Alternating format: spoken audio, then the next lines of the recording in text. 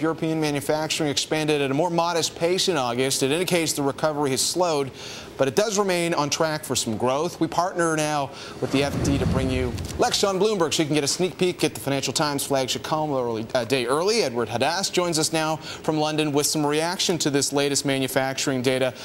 Edward, what does it say? It still indicates that going forward, we've got a little bit of growth expected in the European economy.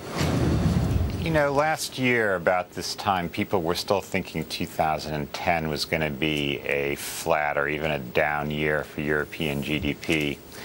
And now we're talking about, maybe 1.5% GDP growth in Europe. And these latest numbers are in line with that kind of number, perhaps even something a little bit higher if it keeps up at this rate. So basically the economic news coming out of Germany, out of Europe, out of the Eurozone is really quite strong and seems to be holding up through the summer pretty well. What does ultimately a little bit of growth mean? I mean, last week we know Bloomberg spoke with Axel Weber. He said, hold on, let's not take stimulus out of the equation too quickly, making that cautionary note as well.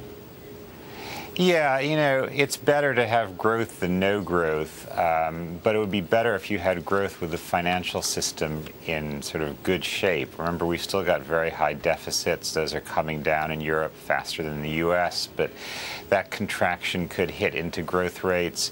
You've still got ultra-stimulative monetary policy, as Weber was talking about. When you try and normalize that, that too could hit into growth rates. And the Eurozone, of course, has that particular problem of regional solidarity. A lot of the growth is coming out of Germany.